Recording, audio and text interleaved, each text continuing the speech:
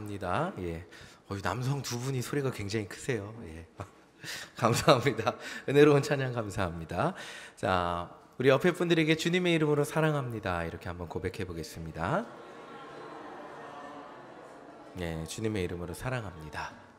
예, 우리 앞에 뒤에 분들에게 한 번 더, 강력히 앞에 뒤에 분들에게 한 번 더 주님의 이름으로 사랑합니다. 함께 고백하겠습니다. 네, 주님의 이름으로 사랑합니다. 맨날 이렇게 사랑했으면 좋겠습니다. 네.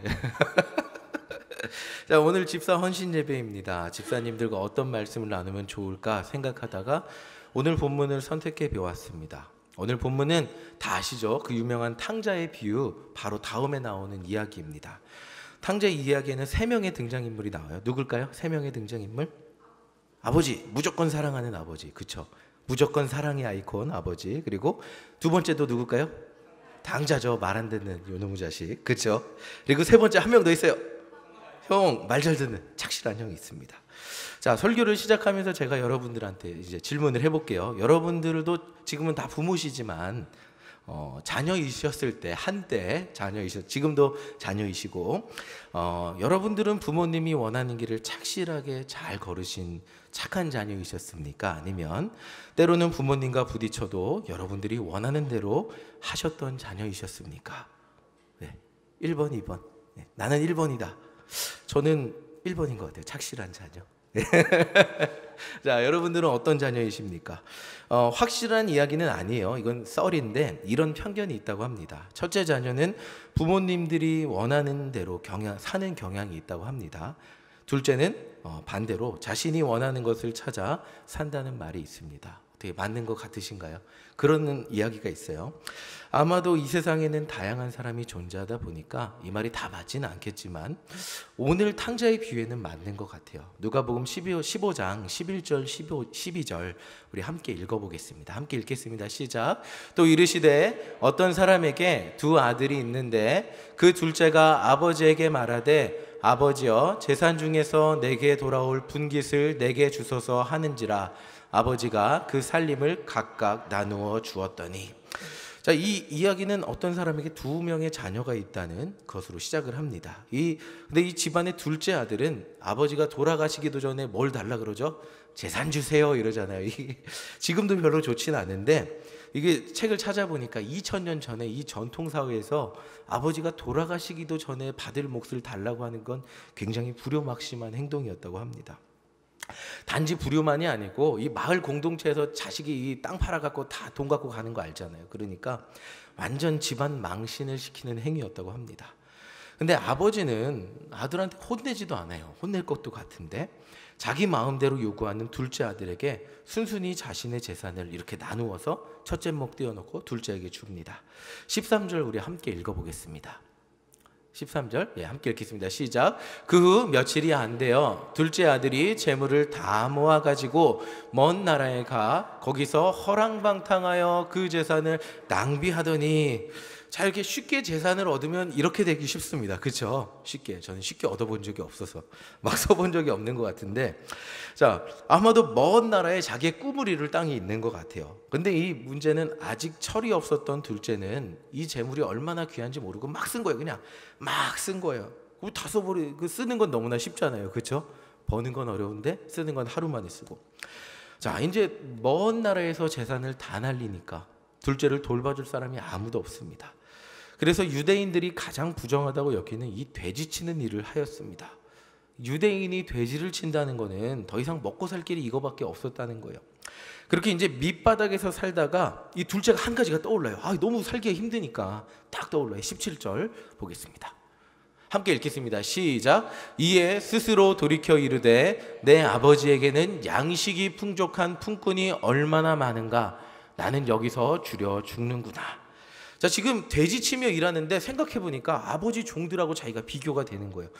아버지 종들은 먹고 살만한데 나는 돼지치는데 먹고 살기가 너무 힘드네. 그래서 염치 없지만 살기 위해서 돌아가기로 결심합니다.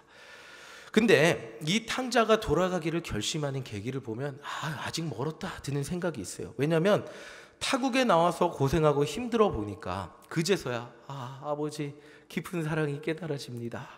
이렇게 느껴져서 아버지한테 돌아가서 아버지 잘못했습니다, 앞으로는 효도할게요, 이 결심하고 간 게 아니고 남의 나라에서 돼지를 치며 종노릇하며 사느니 그냥 아버지 집에 가서 종노릇하는 게 먹고 살만하다, 이 생각 때문에 지금 돌아가는 거예요. 정리해보면 이 둘째가 처음에 아버지 돈으로 타국에 간 것도 가족을 버리고 자기만 잘 살고자 간 거예요. 근데 지금 집에 돌아가는 것도 아버지가 자기 걱정할까 봐 그 생각이 드는 게 전혀 아니죠. 뭐 때문에죠? 먹고 살기 위해서, 먹고 살 형편을 어떻게 개선하기 위해서 자기 처지가 너무 힘드니까 돌아가기로 결심했습니다. 이 둘째의 머릿속에는 처음부터 끝까지 뭐밖에 없죠? 자기 자신밖에 없는 거예요.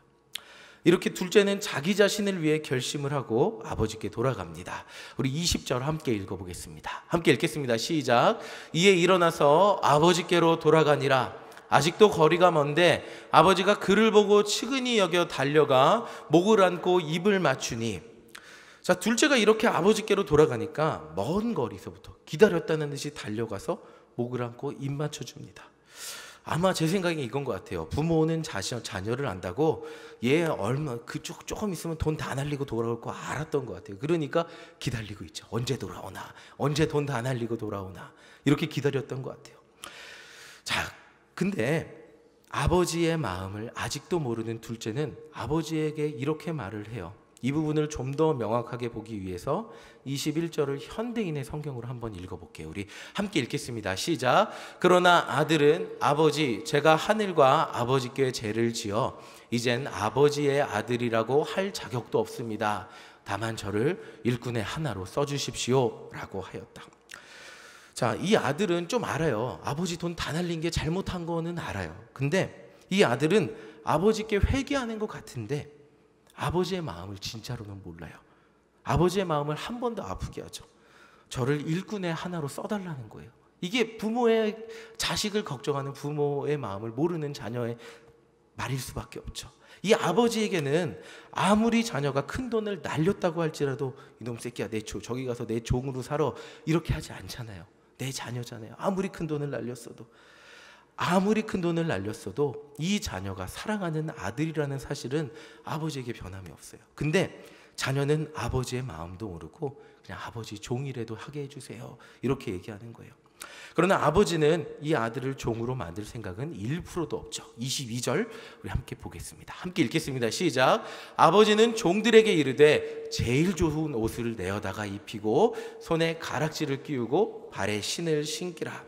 자, 아버지에게 둘째 아들이 아무리 큰 사고를 쳤어도 뭐죠? 이 둘째 아들은 둘째 아들이잖아요. 변하지 않는 사실이잖아요.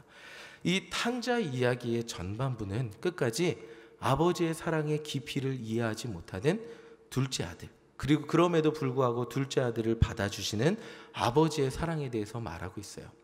자, 이 이야기를 보면서 생각나는 것이 있어요. 자녀들이 사고치면 부모님들이 뭐라 그러죠? 우리 자식은 원래 안 그래요. 친구 잘못 만나서 그래. 친구 잘못 만나서 그래. 그렇잖아요. 이제 착한 첫째 아들이, 우리 부모는 언제나 자녀를 감싸게 돼 있잖아요. 그렇죠? 항상 자식 편이잖아요. 근데 이제 착한 첫째 아들 차례예요. 이 이야기의 후반부에 가서야 첫째 아들이 등장하는데 이 첫째 아들의 등장은 둘째 아들과는 완전 정반대예요. 한번 25절 볼게요. 어떻게 반대인지. 함께 읽겠습니다. 시작. 맏아들은 밭에 있다가 돌아와 집에 가까이 왔을 때 풍악과 춤추는 소리를 듣고, 자, 이 등장을 보세요. 둘째 아들은 재산 팔아서 나갈 궁리 하는데 첫째 아들은 어떻게 하죠? 밭에 있다가 돌아옵니다. 굉장히 성실하잖아요. 자, 그러나 착실하다고 해서 불만이 없을까요? 착하다고 해서 불만이 있는데 표현을 잘 안 하는 거겠죠. 감정이 없는 게 아닌데 표현을 잘 안 하는 거겠죠. 난 착한 사람이 돼야 되니까. 제가 쉽게 생각할 때는 첫째 형도 둘째가 돌아왔다는 소리를 듣고, 이게 남의 얘기는 이렇게 들려요. 아유, 형이면 기뻐해야지, 남의 얘기면. 근데 이게 우리가 첫째 형이라고 생각을 해보자는 거예요. 첫째 형이라고 생각하면 괘씸하지 않을까요? 돈 다 가져가서 다 날려먹고 왔는데 이거 뭐 아버지가 좀 혼내야지, 혼내지도 않잖아요. 자, 첫째의 반응 28절 보겠습니다. 자, 함께 읽겠습니다. 시작. 그가 노하여 들어가고자 하지 아니하거늘 아버지가 나와서 권한대. 자, 이 천하의 망나니 같은 둘째 아들이 집안 망신 다 시키고 자신의 몫의 재산을 가져가서 다 날려버리고 돌아왔는데 좀 벌 좀 받아야죠. 고생 좀 해야죠. 근데 아버지는 아무것도 묻지도 따지지도 않고 잔치를 하고 있다고 하니까 그렇게 착실했던 첫째도, 이제껏 아버지에게 반항 한번 해보지 않았던 첫째도 아버지한테 이제 서운한 마음이 막 올라와요. 막 올라와요. 저런 놈은 좀 고생 좀 하게 받아주지 말아야지. 근데 마음 약한 아버지가 문제야. 저걸 받아주니 저놈 이제 버릇 못 고치고 정신 못 차리고 저놈 인생 어떻게 살 거야. 막 이런 불만이 막 올라옵니다. 자, 이 아버지는 중간에서 이렇게 서운해하는 첫째를 달래러 나오셨습니다. 좋은 말을 하며 동생이 돌아왔으니 들어가자고 합니다. 근데 첫째는 한번 이 서운함이 막 올라오니까 지금까지 참았던 말이 막 입이 열리기 시작합니다. 29절 30절 아버지한테 막 얘기하는 거예요. 서운한 거 함께 읽겠습니다. 시작. 아버지께 대답하여 이르되 내가 여러 해 아버지를 섬겨 명을 어김이 없거늘 내게는 염소 새끼라도 주어 나와 내 벗으로 즐기게 하신 일이 없더니 아버지의 살림을 창녀들과 함께 삼켜버린 이 아들이 돌아오매 이를 위하여 살찐 송아지를 잡으셨나이다. 아버지, 이게 첫째 아들이 이러는 거야. 아버지, 나는 그렇게 아버지 말씀 잘 들었는데 언제 나에게 염소 한 마리 주신 적 있습니까? 그런 아버지가 저런 불효자 동생이 돌아왔는데 살찐 송아지 잡았어요. 평생 아버지 말만 잘 듣고 일한 저는 착하니까, 그렇게 착하니까 평생 착실히 일만 하는 사람으로 여기고, 말 안 듣고 저렇게 말 안 듣고 저렇게 바깥으로 도는 자기 마음대로 사는 동생은 그래도 받아주시고 달래십니까? 아버지 너무 불공평하신 거 아니에요? 정말 서운합니다. 지금까지 아버지를 위해서 최선을 다했는데 아버지 말 안 하려고 그랬는데 이 말까지는 안 하려고 그랬는데 정말 서운합니다. 이 장면인 거예요. 지금 어때? 여러분들은 이 첫째의 서운한 감정이 느껴지십니까? 전 말씀을 준비하면서 이 첫째의 서운한 감정을 느낄 수 있었어요. 이 설교를 준비하면서 이 톰 라이트라는 아주 유명한 신약학자가 이런 글을 썼어요. 재산을 둘로 나누어서 이미 아버지는 첫째 줄 거, 둘째 줄 거 나누어서 둘째를 다 줬다는 거예요. 그럼 지금 송아지 잡잖아요. 그럼 송아지는 누구 거 잡는 거죠? 누구 거 잡는 거예요? 누구 줄 몫이에요? 송아지 잡는 게. 이 집에는 큰아들 거밖에 안 남았어요. 이제 둘째 잘 줬잖아요. 둘째가 날리고 돌아왔는데 아버지는 이제 자기가 받은 그 첫째 아들에게 줘야 될 거 첫째 아들에게 물어보지도 않고 송아지 잡아갖고 둘째 아들에게 파티를 하고 있는 거예요. 자, 그래서 더 화낼 수 있었다는 이런 얘기를 하고 있습니다. 자, 만약 제가 첫째라면 저도 화가 났을 것 같아요. 아버지가 돌아가시기 전에 미리 유산을 받아 가지고 가서 다 날리고 온 것도 화가 나는데 지금 내가 받을 몫의 송아지까지 잡아서 아버지 마음대로 동생에게 주니까 아버지가 아주 불공평해 보입니다. 자, 이 부분을 가지고 제가 지난번에 성도님들께 여쭤본 적이 있습니다. 부모님으로서 여러분들 다 부모님이시죠? 말 잘 듣는 자녀가 더 마음이 아프세요? 말 듣지도 않고 신앙생활도 제대로 하지도 못하고 자기 앞가림도 못하는 것 같은 자녀가 더 신경 쓰이고 마음이 아프세요? 자, 2번이죠. 다 2번이시잖아요. 똑같이. 근데 부모로서 두 자녀를 다 사랑하는 거는 공평해요. 맞아요. 근데 부모는 둘 다 사랑하지만 첫째에게는 착실하게 자기 몫의 삶을 잘 살아주는 것에 대한 고마움이 당연히 있죠. 근데 자기 앞가림 못하고 말썽만 부리는 자녀를 위해서는 늘 안타까워하며 마음 놓지 못하고 울면서 기도할 수밖에 없는 것이 부모의 마음인 것입니다. 그러나 첫째는 이러한 부모의 마음이 이해가 되지 않는 거예요. 공평해야지. 이 공평하지 않잖아요. 그저 서운하기만 했습니다. 그래서 아버지는 이렇게 설명을 하세요. 31절, 32절. 우리 함께 읽어보겠습니다. 함께 읽겠습니다. 시작. 아버지가 이르되 예 너는 항상 나와 함께 있으니 내 것이 다 내 것이로되 이 내 동생은 죽었다가 살아났으며 내가 잃었다가 얻었기로 우리가 즐거워하고 기뻐하는 것이 마땅하다 하니라. 자, 이렇게 설득하는 거예요. 아들아, 지금 내가 가지고 있는 거 다 네 거 아니냐. 오늘은 동생이 돌아왔으니까 그것으로 기뻐하자라고 얘기하고 있는 거예요. 착실한 첫째의 마음은 나처럼 착실하게 살지 못하는 둘째를 더 사랑하는 것 같은 아버지에 대한 서운함이 있었지만 아버지의 마음은 잃어버린 줄 알았던 둘째가 돌아오는 기쁨이 있었습니다. 자, 이 오늘 누가복음의 말씀은 핵심이 뭐냐면 영혼이 돌아오는 기쁨이에요. 그리고 이 말씀이 우리에게 중요한 이유가 있어요. 우리 교회가 72년 된 교회이기 때문이에요. 여러분들은, 여기 계신 분들은 아까 우리 집사 헌신 예배지만 집사님보다 권사님들이 더 많으셨잖아요. 지금까지 정말 착실하게 신앙생활을 오랫동안 해오신 첫째 아들 같은 분들이 여기에 너무나 많으세요. 착한 아들이세요. 그런데 하나님은 아직도 이 72년 된 교회에 아직도 돌아오지 못하는 수많은 둘째 아들들을 기다리고 계신다는 거예요. 이 둘째 아들은 여러분들의 착실한 삶, 착실한 신앙생활과는 많이 다를 수 있어요. 낯설고 대화가 되지 않을 수 있고 아직도 세상의 가치관 속에 살아가고 있고 그들이 살아가는 환경이 우리와 많이 다를 수 있어요. 근데 하나님은 그 둘째가 돌아오는 것을 보고 기뻐서 잔치를 벌이신다는 거예요. 다시 말하면 잔치는 착실한 여러분들 때문에 벌이는 것이 아니라 잃어버린 둘째가 돌아오는 것 때문에 잔치를 벌인다는 거예요. 때로는 이것이 서운한 일이 될 수가 있어요. 교회 오래 다니고 열심히 신앙생활한 우리보다, 교회를 위해 수고하고 헌신한 우리보다 몇 개월 다니지도 않은 것 같은 사람들에게 교회에게 더 많은 정성과 신경을 쓰고 사랑을 베풀고 지원을 하는 모습을 보며 때로는 한평생 교회를 지킨, 열심히 이 교회를 지키고 수고한 우리는 무엇인가 하는 첫째 아들과 같은 마음이 들 수 있다는 거예요.